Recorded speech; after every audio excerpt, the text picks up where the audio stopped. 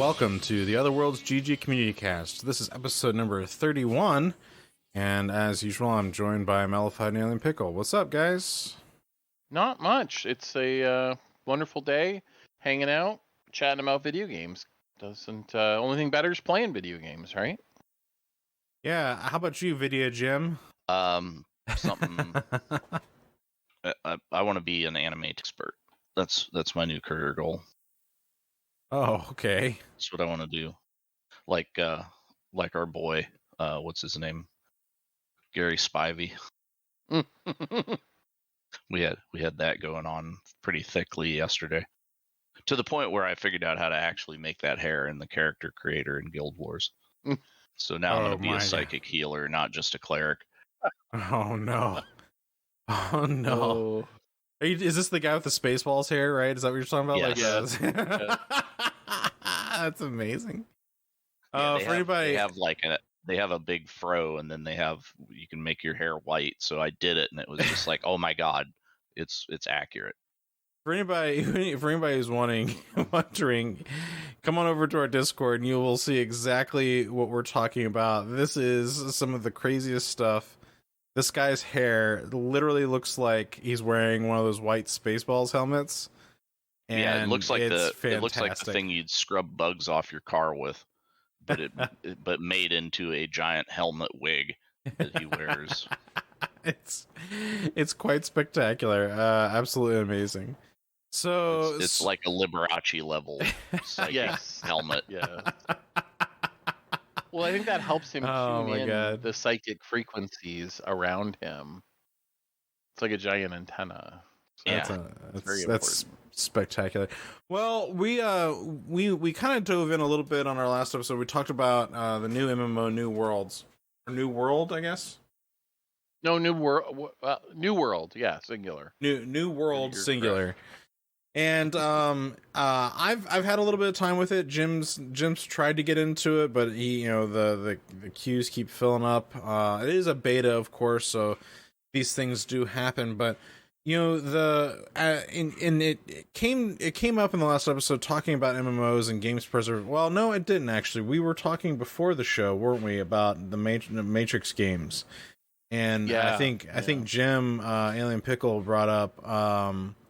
Is Enter the Matrix out there in the wild as like an emulated game that you can play? Because you can't play it anymore normally. They shut it down several years ago. And to my recollection, there's no official emulator. I know there's something that I read at one point where I think someone was working on one. But as game preservation, mxomu.info apparently is the site. Yeah.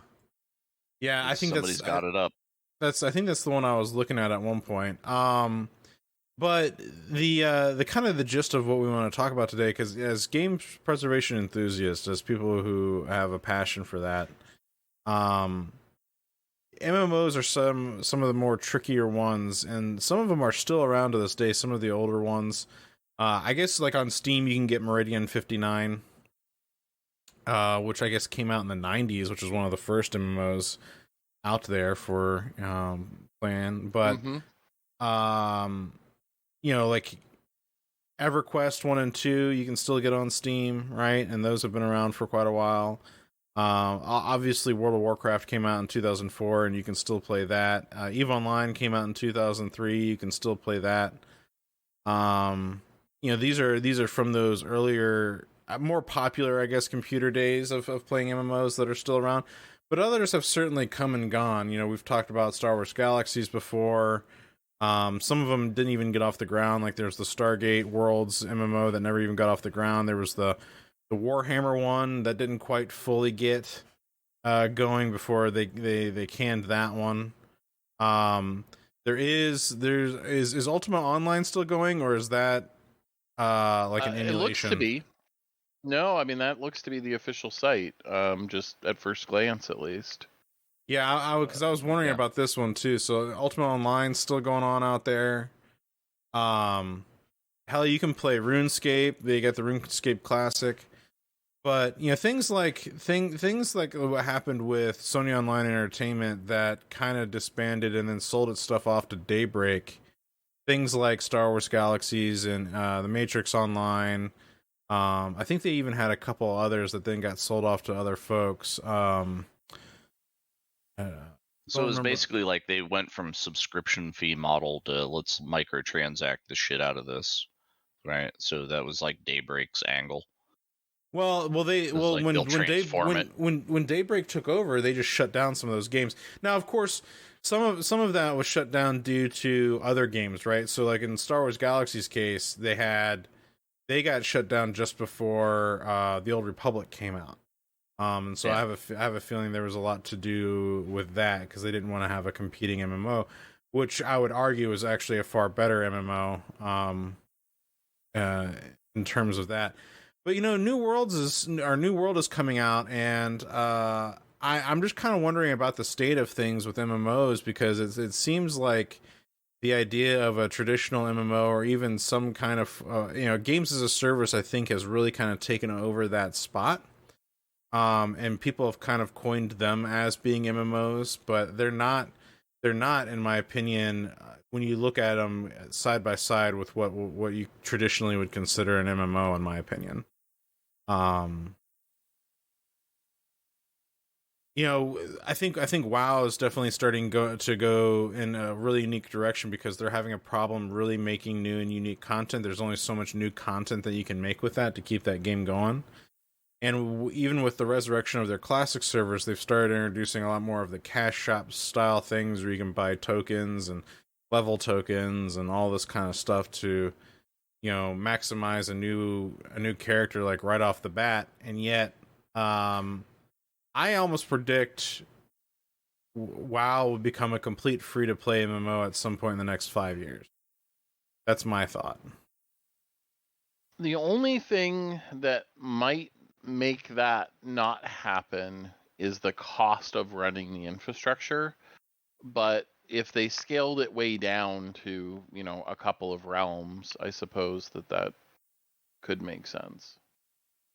Well, I'm almost kind of wondering at what point, though, is everything just kind of more of like the realms kind of mindset just goes away, and it becomes more of like an instance-based thing, like what you see with Star Trek Online, or I even think what is it? Not EverQuest, but Elder Scrolls Online. Elder Scroll, yeah. So infrastructure is a huge thing, but they don't have the numbers like they used to. I would think that would make that such a huge deal. Well, but there's a sunk cost like to run the database, to run, that database supports 20 realms. And so do you re-engineer and spend a bunch of energy to figure out how to run the game on a smaller database server? Or do you just keep 20 realms or what? And WoW, to be fair, has slowly gotten away from, the realm is still where you do your PvE stuff, but all the PvP stuff is your battle group or your region, typically, because it allows you to cross over between the realms on the back end. What's interesting about that though is while they allow you to cross into realms, because like you can go into a town and see people from other realms and stuff like that, but you still have to pay for a character transfer. I don't understand that at all. Yeah. That's how they make more money, I guess. I guess that's what it boils down to.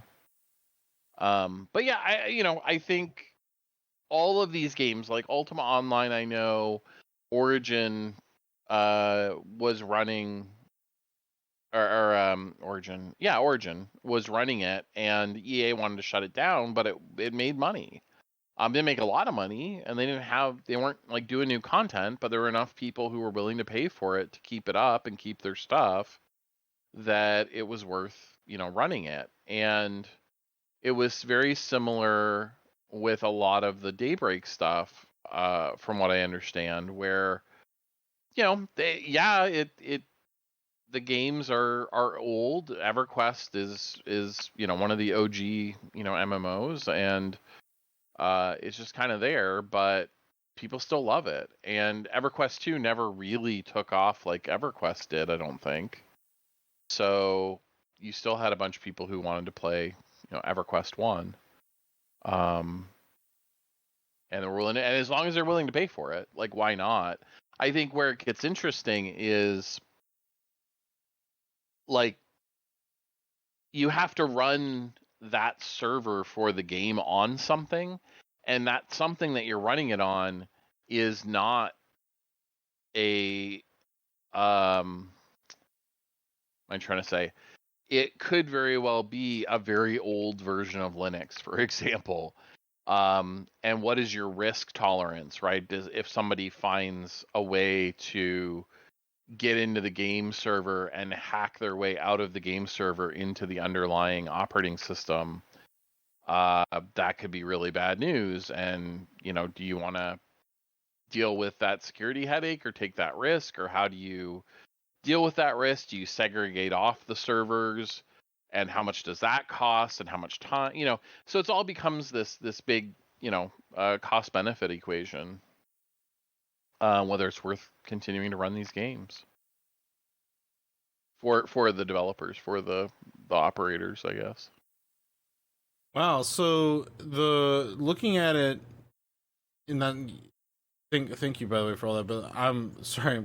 Looking at this Ultima Online thing is quite interesting because it turns out it's all EA, and they are still doing subscription-based stuff for this, but it looks like it's a group subscription with Dark Age of Camelot and like Broadsword and stuff like that. So this is interesting to still see these MMOs are going.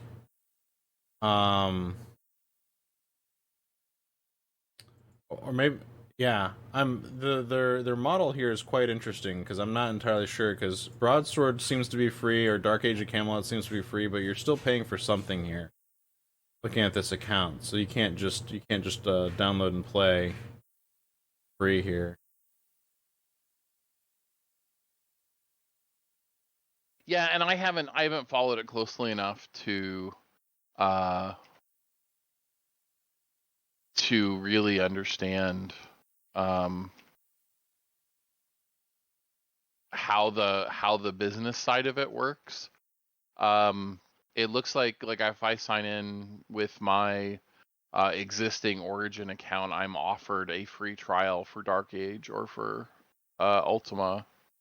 They also have a classic client and an enhanced client for Ultima Online too, which is pretty. Yep. Yeah. So there's obviously, there must be enough interest that they've put the work in to, kind of keep this thing going. And I think that's great. Like, I love that you can still go back and play this game if you want to. And hopefully it's not, too onerous of a cost. That it's sort of cheap enough that you can kind of do it just to try it out for a while. But there's no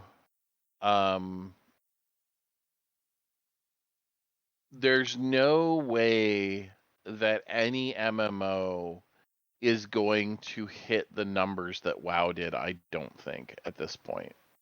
No, I think MMOs have changed. Well, I think gaming has changed, really, is what it is. Because when you look at fair.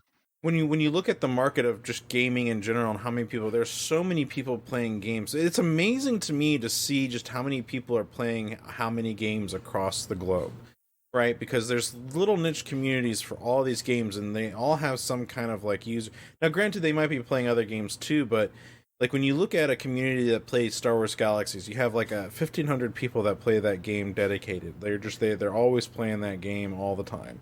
On Legends, for example. And then you have a couple of other like little niche communities that have their own little servers of maybe like a couple hundred people playing on them or something like that, which is crazy to me that there's people that are willing to play these old games still, and yet you still see all of these huge other popular games that are just getting so many players in them all the time. It just there's a lot of people playing a lot of video games. And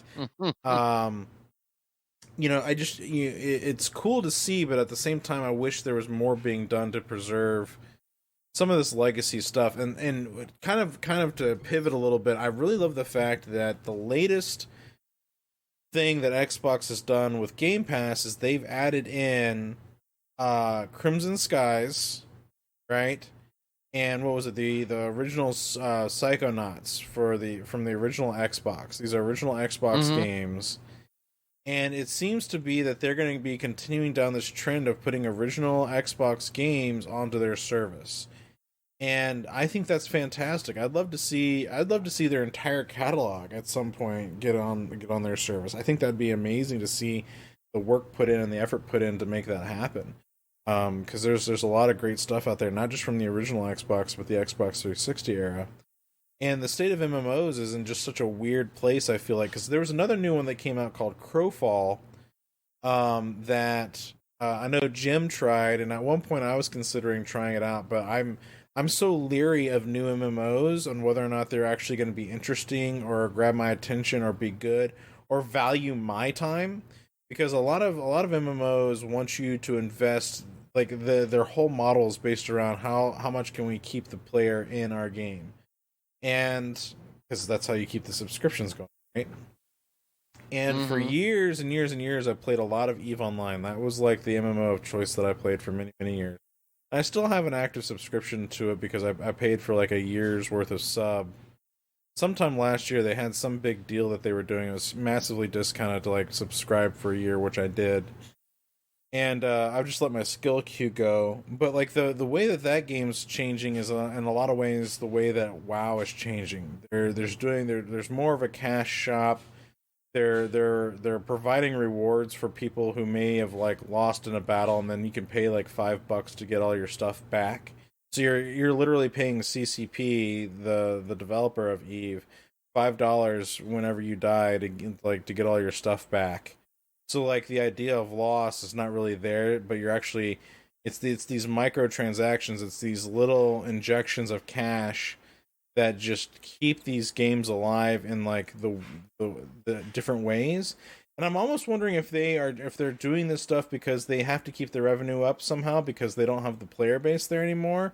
But at what point does that also ruin the gameplay? It was like adding in these little cash things, just trying to squeeze more life out of a game to keep the revenue flowing. And eventually they know that this is probably going to kill their game, and they're just trying to get as much out of it until it dies, or like what? Because it doesn't make sense to me. Because other games do it better, I feel like. There's other games that are kind of designed around this idea of, hey, you can pay a little bit extra, but it's not going to ruin the game for you. Like, it's not going to, it's quite interesting. Now, content is a completely different thing, because you look at Elder Scrolls Online, get their content. They have so much freaking content that you're going to be spending a lot of money because there's a lot there. There's so much. It's an Elder Scrolls game, first of all, so every single person you find has a quest for you. I'm definitely learning that, going back and playing Skyrim through for the first time. But every single person almost you run into that has something that you're doing. Like you're running from one quest point to another, and in between there's 5 other people that have something for you to do. Like go find all of my chickens, or please go save my dog, or like something so trivial like that, but it's like everywhere. And then not on top of that, with Elder Scrolls Online, there's also all the dungeons and expansions, and oh my god, it's a lot. Well, and that's where I'd say it's worth noting that you can go and buy all of that content you're out of pocket, and it would be a couple $100 at least to do that. Or you can pay the subscription, which at least on PC, on console for some reason the only option is $15 a month, but on PC it goes down as you buy 3 months, 6 months, 12 months. And if you do that, you get all of the access to all of the in-game dungeons. At least you still have to buy like the latest expansion and the base game, or if you want to play that, if you already got an older expansion and you want to play the new content, you have to buy that. But they do make it so that with the subscription, at least you're out of pocket like $60 to get into the Elder Scrolls Online. And then if you pay the subscription, you can do a lot of the other stuff. But a lot of that other stuff is also end game content. So you don't need to pay maybe until you get to the end. There are some quality of life things that it gives you, but yeah, it's an interesting business model, and I think they've been very successful with it for Elder Scrolls Online. I mean, they're one of the few MMOs that's still doing annual expansions at this point. Yeah, and Guild Wars 2 is getting ready to come out with their next phase, if I'm not mistaken, as well. And then there was God, what was it? Final Fantasy 14 is getting ready to do another expansion that's coming out soon. I think it's out now, but yeah, or if it's not, it's very, very soon. Yeah, and so I think the way that some MMOs have started to approach things, I really appreciate. I honestly do really appreciate how Elder Scrolls Online is doing things, and the state of where Fallout 76 is now. I really like, because it's kind of like small world instances of players, right? Where I can log in if like Jim gets on or you get on. We might not be in the same instance, but since we're friends, I can go and just say join your instance, and it'll pop me in where you are, and we can team up and we can go do stuff. But it doesn't have to be so heavily focused on the other players or interacting with other players. So I can have a vastly single player experience if I want to, and then just kind of co-op with other people when I feel like co-oping with other people. If I just want to go in and work on building my base, or if I feel like I need to go like raid a town to go get supplies to build more stuff for my base, or those kinds of things. The other interesting thing I found out too about Fallout 76 was the other day I was playing with one of our community members, the other Dan, and he was telling me like you can actually go to other people's bases and you can buy stuff off of them. Like they can have stuff for sale and you can actually buy stuff from other players, which I had no idea that you could do. So like other people could like make stuff, and that's what you do with camps, is set up vending machines. But you see, I didn't know that. I thought you could just build camps to build cool bases, and like stuff for yourself to where you can craft all your own materials. I didn't realize that you could set up a base to be like a cash shop. Like here, you come, you come spend your bottle caps here. I got the best stuff in town. Like I had no idea. So I thought that was kind of cool. So I feel like there's some minor games out there that are actually doing some really cool things with the way like that are different than just the traditional MMO that still fit that MMO mold, I feel like. And I feel like Fallout 76 is doing a good iteration on that. But I also feel like there are in some ways that like some of the best stuff that we've had in MMOs are behind us. Like we just don't see it in modern MMOs anymore. I know that like Chris Roberts with Star Citizen is trying to do something grand, but like his vision is so big, I feel like it's unobtainable.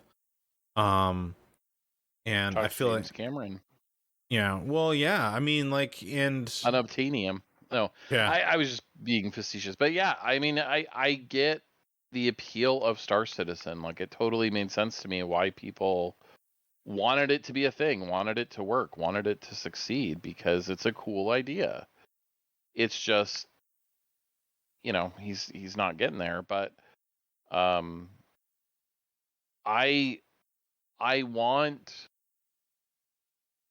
really think that what we've seen is all the things you're describing are taking the traditional big giant AAA WoW killer type MMO, and that failed time and time again. So people have realized like, oh, we can be successful in our own little niche. We don't have to go head to head with WoW.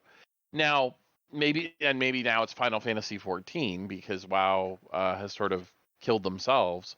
I think we joked about that at one point, but whatever that looks like, there's not much room for for multiple big AAA MMOs, but you can be very successful catering to a smaller audience. And I think, Star Trek Online has done a really good job of doing that. The real money transaction part of it's a little in your face at times, but knowing that a lot of it's cosmetic helps, I guess. Well, the interesting thing about Star Trek Online is they stopped doing subscriptions. So what they've done with that is either you are just a free tier player and you can like microtransaction your way through the game, or you can pay like a one-time fee of like a lifetime, what they call their lifetime sub, and then like not have to really deal with all that other stuff. Yes, there still is like a cash shop that you can use, but like they give you 500 credits free a month that you can use. So that's like a $5 value. So essentially you're paying them, up front, and then over time they'll just slowly start paying you back, right?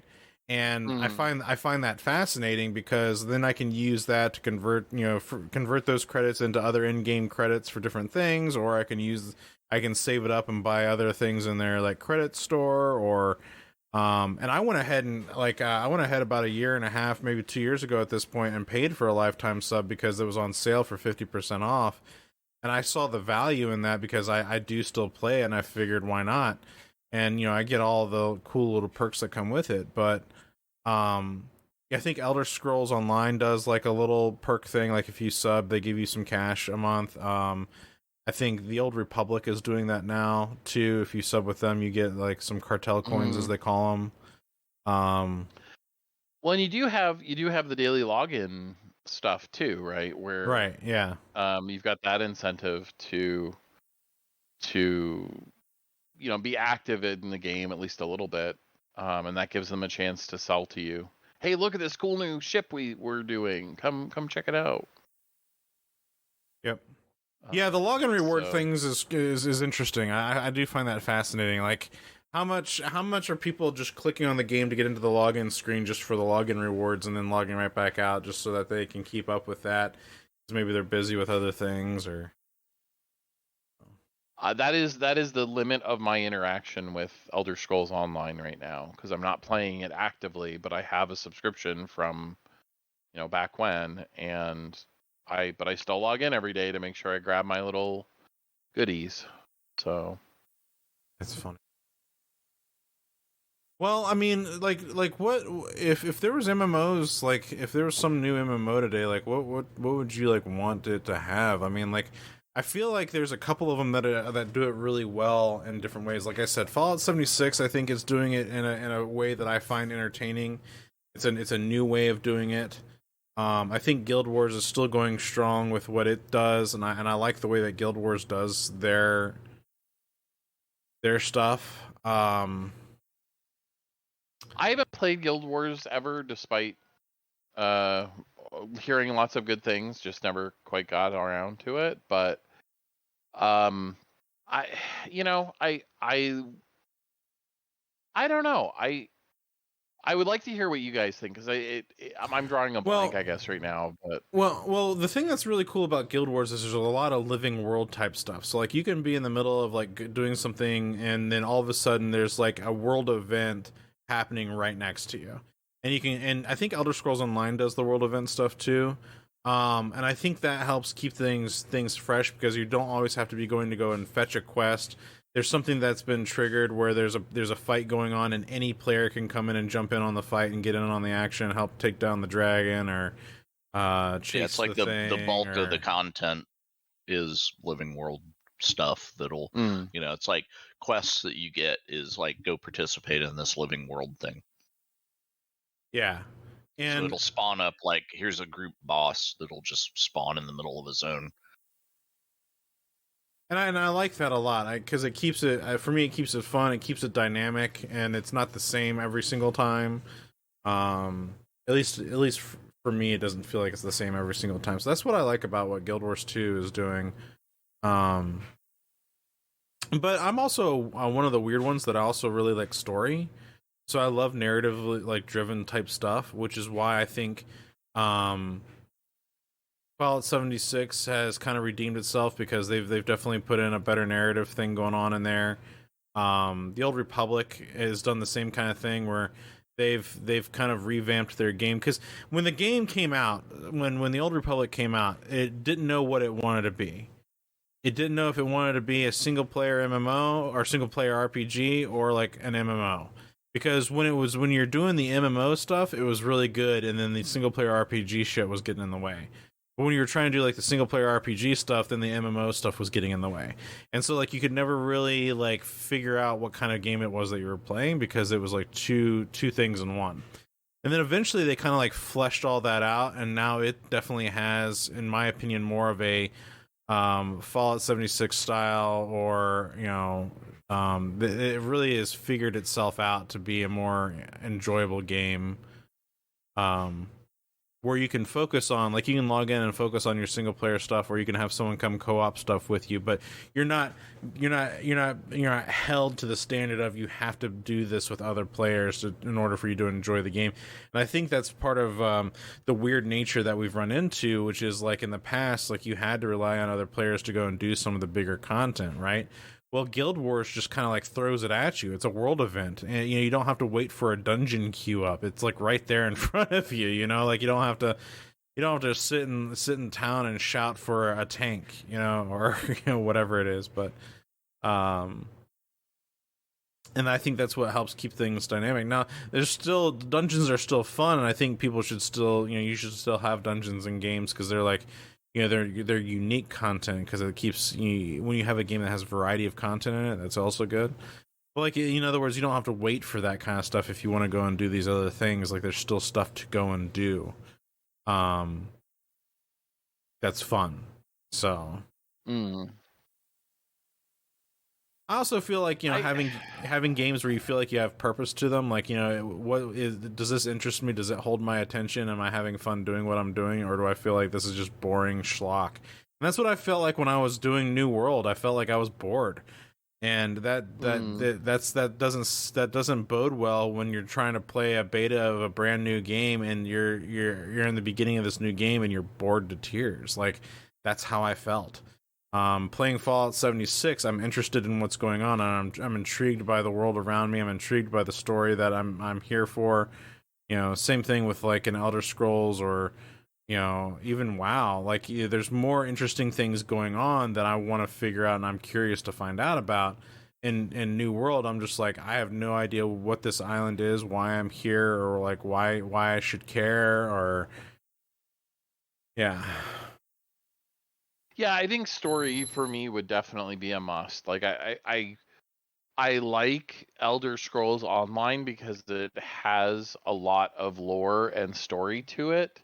My one complaint is it is easy to get sort of off track on the story quests, because they've got about 6 or 8 points where you can jump into the story depending on which expansion it is. Right. And you can sort of end up in the middle of the story unintentionally that way. But I love the idea of having, just a lot of stuff to do, and having those breadcrumbs that kind of lead you through the world on a cool and interesting story. I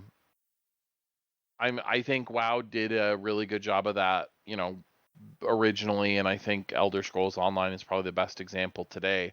I've played Final Fantasy XIV enough to say that they do it as well, but I haven't played, super recently. It's been a few years. I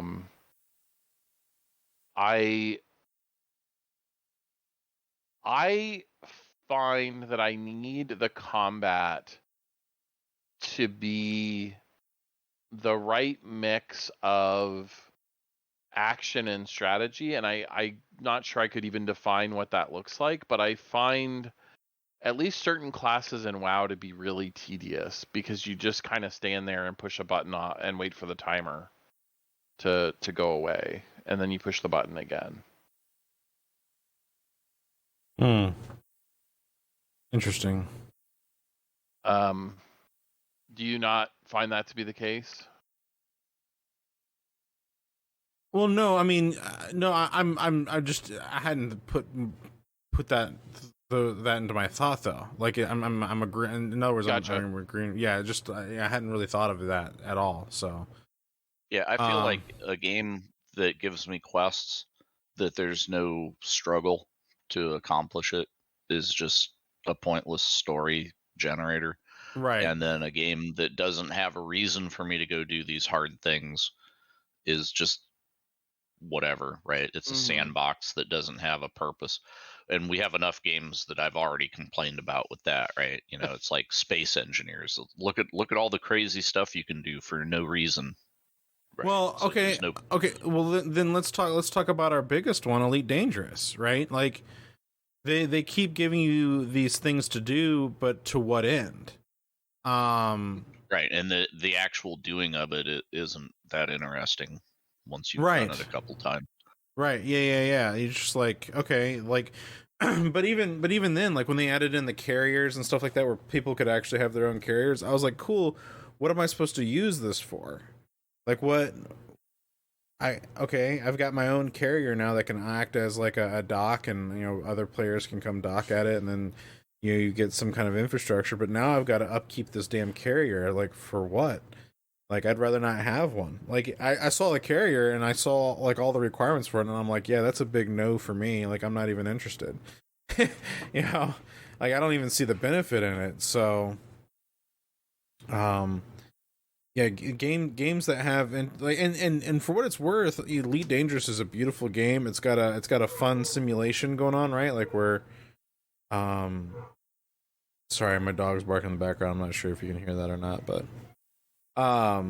there's a really great simulation going on in terms of like the flight mechanics and the combat and stuff can be fun, but oh my gosh, my dog! Hold on a second.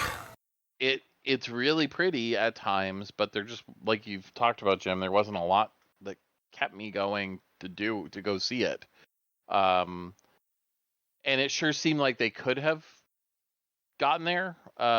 They just didn't, and they've sort of shot themselves in the foot multiple times on that front. Yeah. I was just saying I was sort of agreeing with the general sentiment about Elite Dangerous, that it doesn't do enough to kind of keep you engaged and interested. I think the tricky part, especially for more mature games, is making you want to do the thing, but not overwhelming you as a new player with 5,000 lore quests and dumping you into the storyline, because that can be not fun, very distracting. So it is a challenge to find that balance, I guess. Yeah, and I often love to go back and like kind of examine. For me, the gold standard was how Star Wars Galaxies did it. It had when it first came out, it definitely had a sandbox environment to it. And eventually, they kind of made it a little closer towards like a traditional MMO, like WoW, with level systems and quest lines and all this other stuff. But they gave you this idea of a purpose of being like your own individual in a galaxy far, far away. Like if you wanted to go and be a bounty hunter, for example, there was a whole thing that you could do where you could be a bounty hunter, and there was a bounty hunting system, and how you could actually like go and hunt down like Jedis, like other players that were Jedis in the game, and like there's this whole thing about it that kept it really interesting, unique, complex, and different. And then they added in the whole space thing, so you had the space dogfighting component where you can actually customize your ship. You can swap out components, ship parts, weapon systems, shield systems. Put an AI in there, put a droid in there, or whatever it was. Multi-crewed ships. Where you had player-owned housings where you could customize the crap out of like your house and like where you place stuff and where you put things, and collections, and it became very, very interesting. City building stuff where you actually had like a city planner and you could start your own player city and have different people that like lived there, and different vendor tents, and then people became known for being really the best vendors and stuff like that. And because you can have carbines, but carbines you could have different stats to them depending on how they were made, and like what materials like the crafter used to make them. It was very complex and deep and interesting that way, because it really kind of allowed for people to explore it in their own way and how they could do a thing. Just a simple man trying to make his way in the universe. But when I compare that to, and I think that's one of the things that has kind of spoiled me with some games, because of I do love simple stuff too, so keeping it simple sometimes can be nice, because sometimes you just want to be casual. But when I hold up a light comparatively to some of these other games, some of these more modern stuff, it's just this loot grind, this endless loot grind that I think people have gotten into that I just don't understand. And loot for me only is a means to an end, only as so far as like it'll help me accomplish the quest, not because I want more loot. It's they talk about like looter shooters, like Destiny's a looter shooter, right? Like they call it that. I'm just not so much interested necessarily in that. I need more to drive me for what I'm doing, rather than just getting the next tier loot. But why? Like, why am I getting the next tier loot? As where you look at something like Galaxies, like I felt like I was carving out an experience that was unique. I was carving out a way to play the game and kind of like live in a galaxy far, far away, where I'm doing things with other guild people. I'm playing through interesting story content, and I'm working my way up the Imperial ranks, and eventually I'll go and be able to go meet the Emperor, or all these kind of cool different little things that make it interesting, because there's so many paths to choose from to accomplish different things in the game.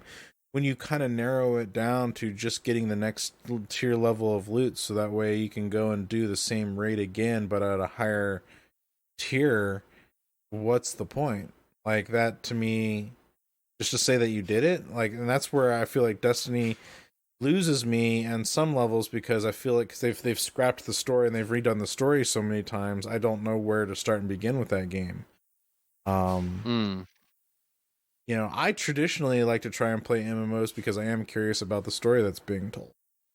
I also thought that was kind of the whole point of the leveling system as you go through, because that's where the MMO RPG comes into play, that RPG part, right?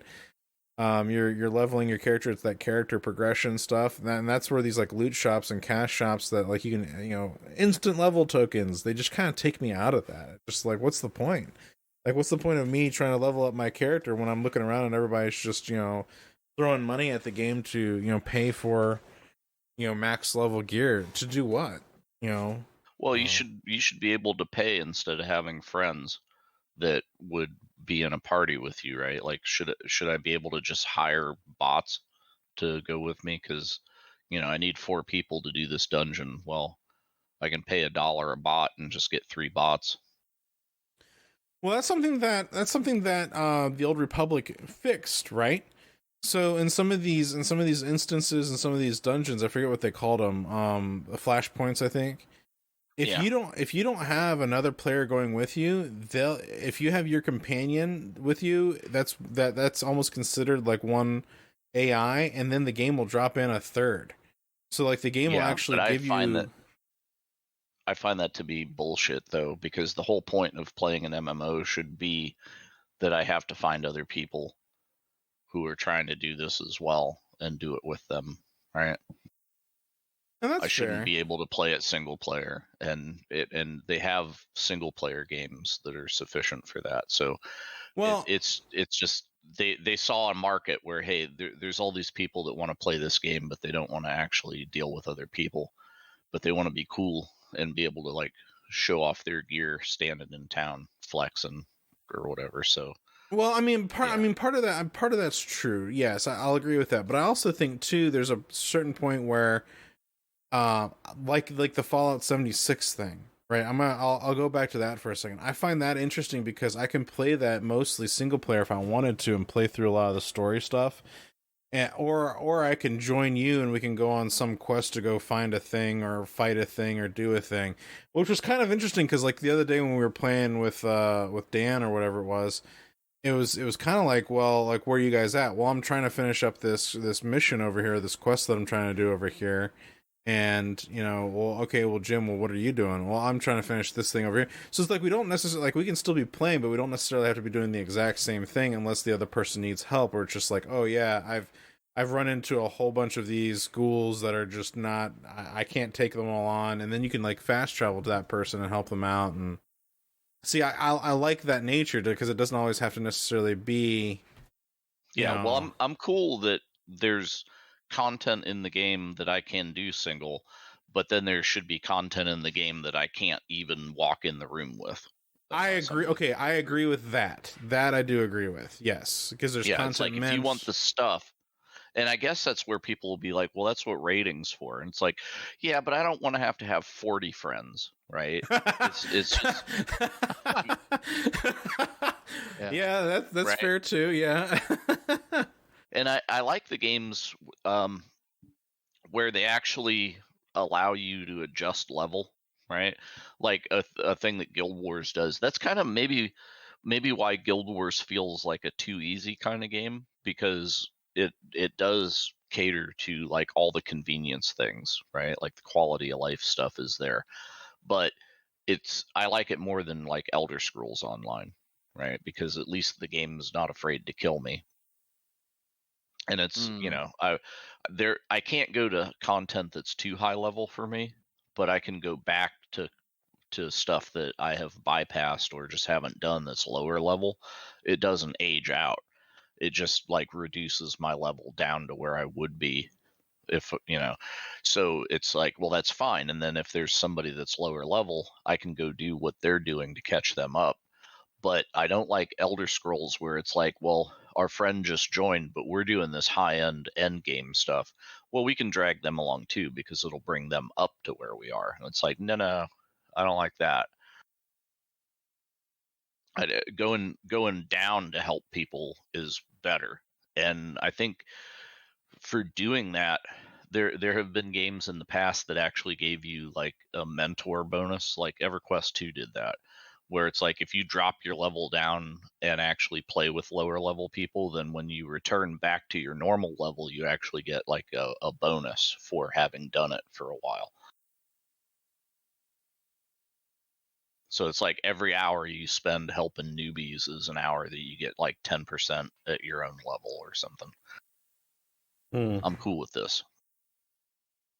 But I don't support the entire game as wide open.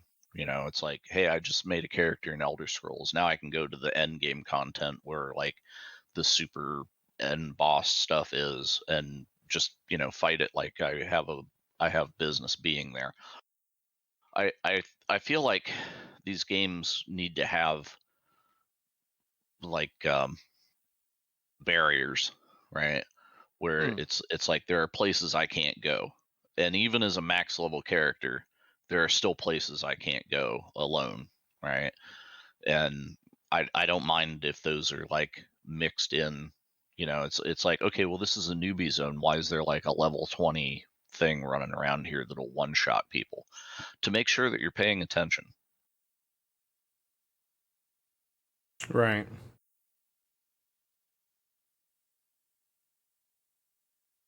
Right. Well, I mean, I just feel like at the point where you lose tension, and it's just like, oh, I'm in this zone where I can kill like 20 of these things at a time. There's no challenge. There's nothing to be concerned about, right? I don't have to like look over my shoulder to make sure that something's not coming to like stomp me into the dirt. And I just feel like, no, that's fine that there is that stuff. And that's kind of what exists in Guild Wars, right? Is like they'll spawn a world boss, and if you happen to be the only person standing around when that thing shows up, then you're toast. So cool, right? Like you learn to like pay attention to the world around you while you're out like picking flowers or whatever. That's funny. I was just out picking flowers, and this dragon shows up out of nowhere. Yeah, exactly as they do. Yeah. That's funny. Variants. What jerks. Yeah, it's just, too many MMOs make the player the top of the food chain without them having to earn it. And then the game's just boring. It's just like, well, there is nothing that's going to hurt me here. So I'm just kind of like going through the motions of picking flowers. Sure. Yeah, and I think that's where iterating on some of the classic stuff and finding the balance is probably like a good thing. In terms of the Old Republic, though, I think some of those flashpoints are supposed to be story driven, which is why they let you have like an AI with you, because they're part of the storyline stuff that you're supposed to do, in order to like move forward on some of the whatever it's called. But yeah, I think for like some of the normal dungeons and whatnot. Now, here's something though I think that the Old Republic did that very few MMOs do, is they added in their own very unique PvP thing called Hutball, which I found fascinating, which is basically two teams essentially playing, Star Wars version of rugby. You're trying to get this ball from, into your goal on the other side of the map. Yeah, it's like if World of Warcraft's Alterac Valley involved a football and traps. And right. Yes, exactly that. Basically. Yeah, but that was the end game of that game when it first came out. That was like the only thing to do. There was no raid content or whatever. It's like, I hit max level. What do you do? Well, Hutball is your future. Go sign up now and get a jersey. But yeah, so it needs to be supplemental, not a replacement for, I guess, is the thing. Yeah, well, I'm just saying like that you're correct, and I was only saying that because I feel like that's something that more MMOs could do to add in interesting variants of kind of content. The other thing that I love about Guild Wars 2 is all of the different world stuff in terms of like you go into a zone and you can go and like do all the jump puzzles and all the different little exploration type things that they give you. So it's kind of like this passive thing that you can do, and if you get them all, you get like little bonuses for that zone. And I think points of interest type things where they kind of turn in, in some games it was kind of like little achievements that you could go and unlock just for achievement hunters, but they kind of turned the achievements in here into like bonuses for your character, which I think is kind of cool. Like you actually get rewards for finding the achievements, not just to say that you found the. And I think that's kind of. So it kind of keeps a lot of it just gives you a lot to do. I think I think content, I think story are two of the major driving factors for MMOs. And I think not just adding in a new expansion to add a new expansion, but like keeping things interesting in terms of like what you can do is vastly important. And I think Elder Scrolls Online, I think Guild Wars 2 are two of the top ones right now that are really doing that. And probably Final Fantasy 14 because that's where everybody seems to. Yeah. So. Well, I know we've kind of talked about some of this stuff in the past, but I just thought, with New World coming out, it was worth kind of revisiting and just kind of talking about MMOs and especially games preservation. And as we've been talking, I've been taking a dive down this website that Jim linked, mxoemu.info. You can actually. I thought you were going to say you've been taking a dump, and I was like, well, no. Well, we've been talking. I've been. I've been thinking on my throne, and no. Well, what's interesting is I've been perusing this site and looking at their forums and such, and there's a lot of information here, and you can actually go and make an account and go play on their server, but. There's also a little forum post where you can go and download and like host your own server if you want to. So that's a thing. So interesting. Might just consider doing that at some point. Well, anyway, this has been episode 31. Come visit our Discord, discord.OtherWorldsGG. We're still running our giveaway over there as of the recording of this episode, and we have a couple of game servers we are currently hosting, such as Battlefield 4, Unreal Tournament 2004. We got some Minecraft and a little Conan Exiles going on over here, so come check it out. Discord.OtherWorlds.GG. Tell all your friends. I think that's about covers it. Did I miss anything, guys? No, I think we call it a wrap. Awesome. Well, this has been episode 31. See you guys next time. Yeehaw.